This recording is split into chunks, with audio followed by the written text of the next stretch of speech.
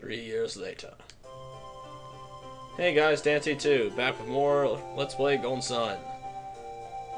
We were unconscious last time, after getting beat up by two weird people, and yeah, 3 years later, we are fixing a roof. Yeah, I'm working on it. You know, you could help.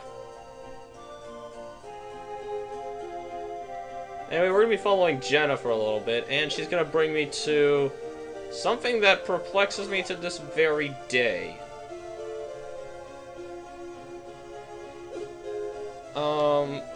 Psi energy we're going to see here is called Move. It is a basic Psi energy of the series. It's kind of the trademark of the series.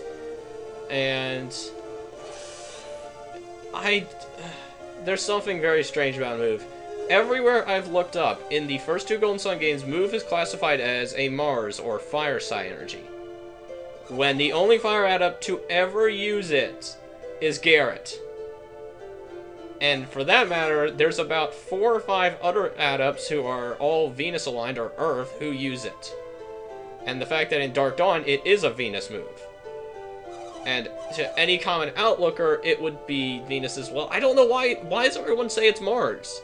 Like, I was just gonna call bullshit on the wiki, because I like to call bullshit on the wiki, but everywhere else I looked, it was all Mars. Is this like something in the instruction manual? Because I don't own the instruction manual to Golden Sun or Golden Sun 2. But yeah, I don't know. Is this something in the instruction manual? If somebody could provide me a scan with it, that would be great. I would love to know, or just a confirmation that yes, this is how it is in the instruction manual. And it's probably a typo, but everyone's taking it way too seriously. I don't know. It perplexes me, and somebody explain this to me for the love of God. Ugh, God damn it. Anyway, I've just been completely ignoring their little character development here, and, you know, you guys can read over it if possible. Point remains the same.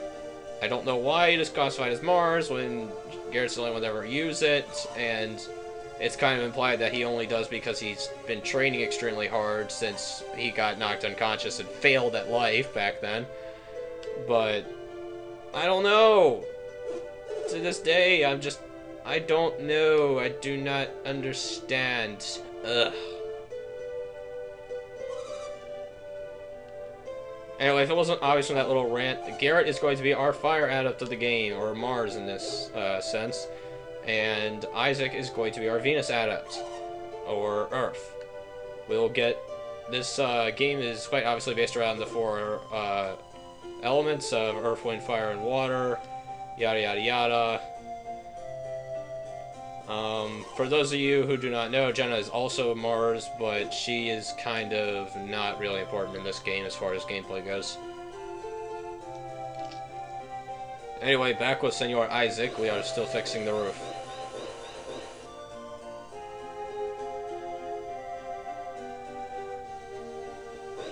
And if you think his name is a little bit peculiar, just wait till we get to Dark Dawn, then I'll bring it up.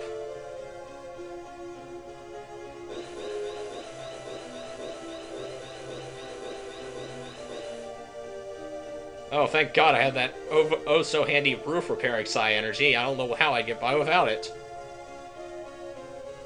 Oh, sure, now you can come up.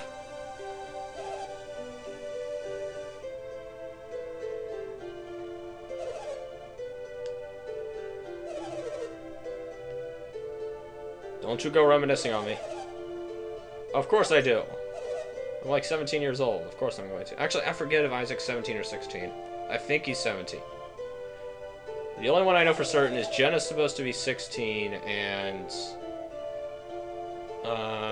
that's about it for the characters we know. Yeah, if I had been like, 30 levels higher, I could have taken these guys really well, but no.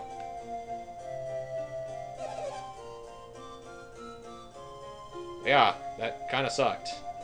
Why do you keep bringing us back? Like every day we just go over this again and again and again. Yeah, I wasn't anything. Thanks, Mom. You made me feel so much better. Yeah. Isaac has no problems of insecurity compared to other protagonists. Ugh. I will get to Dark Dawn when I get to it. I will try to avoid talking about it until then.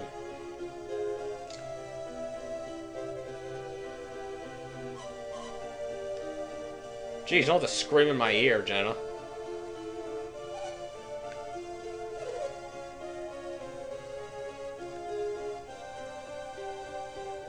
Alright, roof party, everybody on the roof. Mom, go get the beer.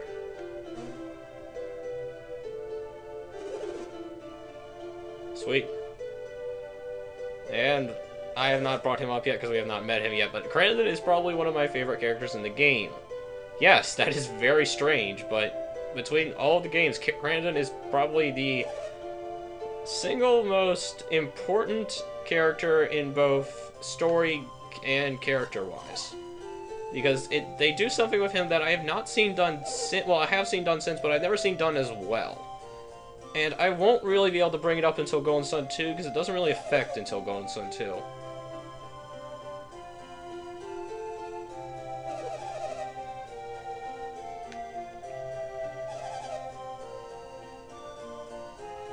He's the only teacher around.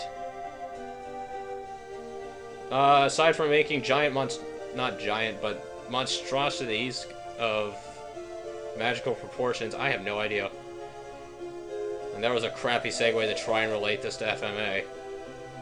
I do not like Fullmetal Alchemist, I like Brotherhood, but I do not like the original.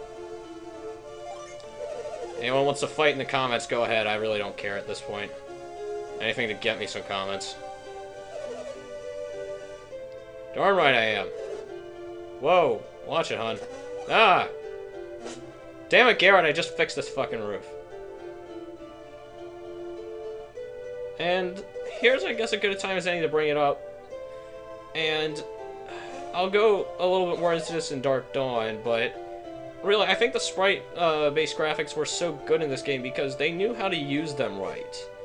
And they knew how to use them to bring humor into the game.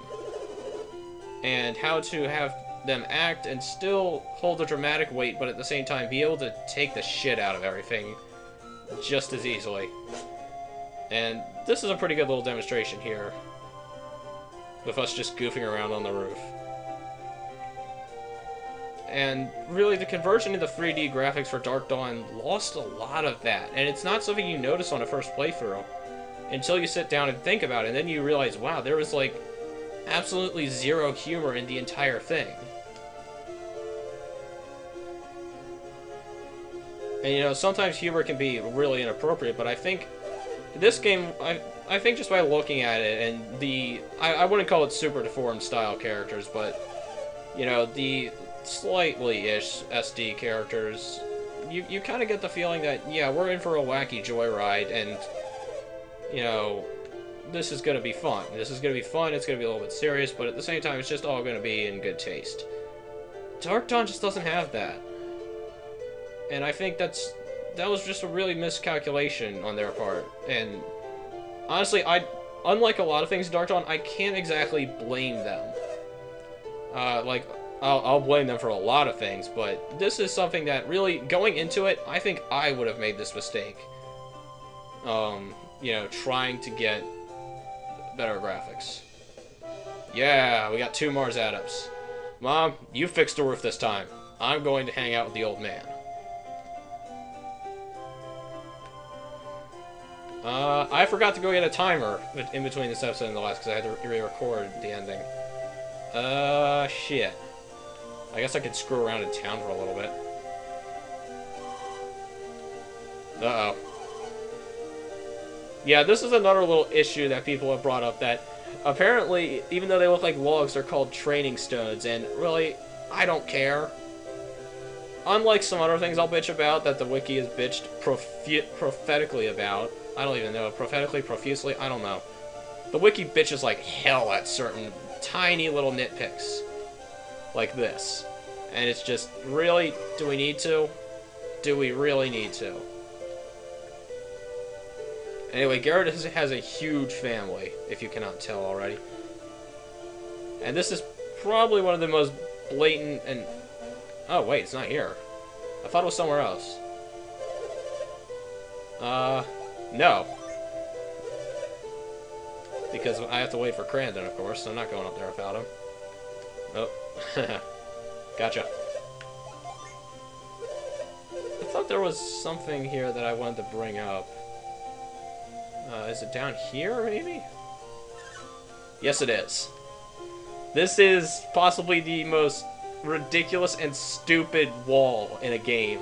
There are some puppies playing over there. We should let them be.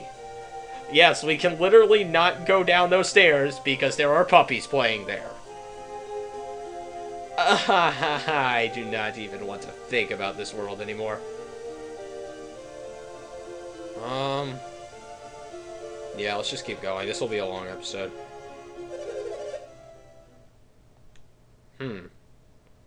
Might that be our bad guys again? Yes, they are. Well, since you caused such a stir, security's been tightened.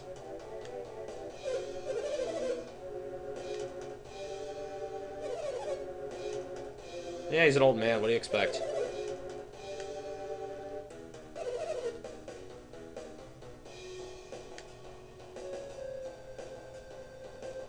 His spidey senses are tingling. Hi. We are going to see Crandon. No.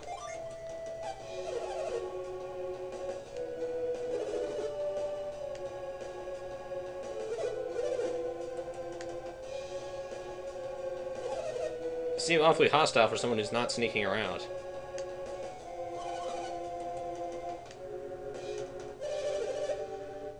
Yeah.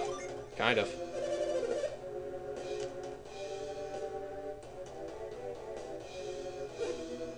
Ah, good to know somebody has some intelligence to them.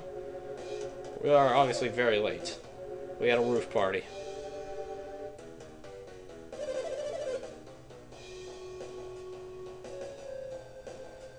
Cool. Now, I don't know if I can do it here. Give me a second. I'm gonna make a save here.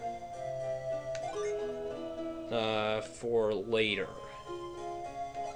And I'm also gonna do a standard save here.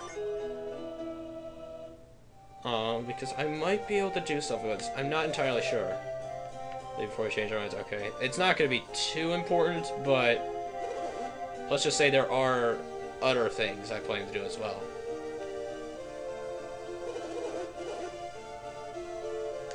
Anyway, this is Crandon. Crandon is our wise old scholar slash sage slash alchemist of this game. He is kind of a cool character.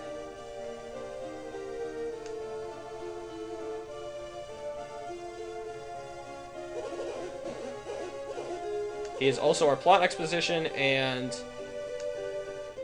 I guess I could talk a little bit about it here. For all the people, like all the characters, like you could argue like a ton of characters, like Sora from Kingdom Hearts 2, specifically in Kingdom Hearts 2, is their role is they are literally just Captain Exposition. That is not just Crandon's role, that is who Crandon is, and he plays it like a boss. Like, no joke, his role as Captain Exposition is who he is. He is a sage, he is a scholar, and he is interested in all things knowledge. And for this reason, it makes complete and total fucking sense for him to be Captain Exposition. And it works so well, because that being a core and very main and very critical part of his character lets everyone else develop their characters without having to spout exposition, because it's his job. And not only his job, but his character. And this is a mistake I think a lot of games make, that they're just like, you know, exposition constantly. If you can, try to fit a character like Crandon into your game. You know, someone who will logically want to spout exposition and want to be, you know, interested in everything that's going on in the world. And like I said, this really won't take hold until Golden Sun 2, because of the fact that Crandon's not going to be with us very long in this game, but when it does take hold, you are going to notice a very stark and very noticeable difference as far as characters go, because no longer do we have to rely on our main cast to spout exposition, because that's Crandon's job. And in fact, you're going to notice it a little bit here once Crandon joins us fully.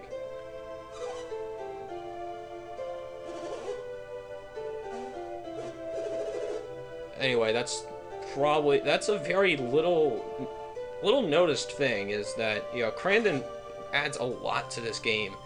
And the weird thing is, it has to be done in the right way. I don't know. I think Golden Sun 2 may have just gotten really lucky with how it scripted itself, because in Dark Dawn he comes back and he actually gets a pseudo replacement in Dark Dawn. And his pseudo replacement does not work anywhere near as well as he does. And yeah. I don't know. I think it's just because Dark Dawn was so exposition heavy to begin with. It'll be our little secret. But, enough ramblings. Sure, why not? It's exactly one screen. How is it dangerous?